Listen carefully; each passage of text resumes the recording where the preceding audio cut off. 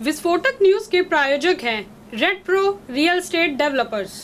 AIMIM chief Asaduddin Owaisi का ऐलान। वक्फ कानून के खिलाफ हैदराबाद में all India Muslim personal law board की होगी जनसभा। 19 अप्रैल की तय की गई है तारीख।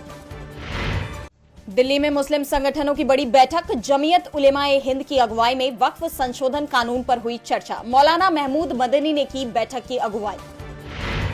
कपिल सिब्बल का बयान। नेशनल हेराल्ड के बहाने कांग्रेस की संपत्तियां कब्जाना चाहती है बीजेपी। कहा, देश में नहीं बचा है रूल ऑफ लॉ। बिहार चुनाव को लेकर कांग्रेस ने कसी कमर। 19 और 20 अप्रैल को बिहार दौरे पर होंगे पार्टी अध्यक्ष मल्लिकार्जुन खड़गे। 19 को बक्सर तो 20 को पटना का करेंगे दौरा। राहुल की जातिगत जनगणना की मुहिम को कर्नाटक में मिला बल। जातिगत जनगणना आयोग ने ओबीसी के लिए आरक्षण को 32% से 51% करने की सिफारिश।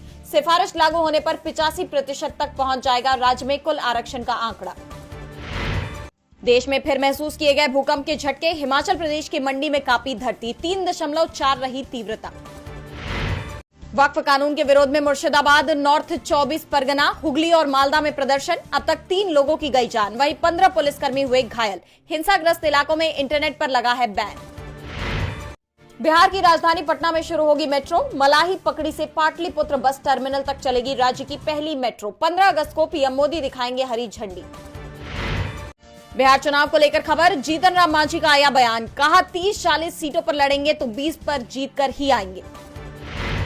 अमेरिका के विशेष दूत ने दिया रूस यूरोप में बंटवारे का प्लान। कीव में भारतीय दवा कंपनी का गोदाम मिसाइल अटैक में तबाह। यूक्रेन ने रूस पर लगाया आरोप।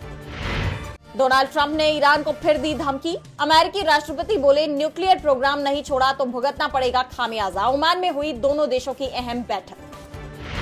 बांग्लादेश में मोहम्मद यूनुस का प्लान आया सामने। पहले गिरफ्तारी, फिर आर्मी चीफ को मिलेगी कठोर सजा। पूर्व पीएम शेख हसीना के करीबी माने जाते हैं जनरल वकार उस जमान।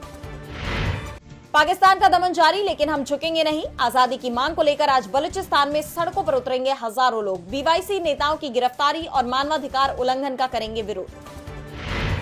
यूबीएस रिपोर्ट में दावा, सेमीकंडक्टर उद्योग का राजस्व 2030 तक बढ़कर होगा $108 अरब। ऑटो पार्ट्स का उत्पादन भी बढ़ेगा।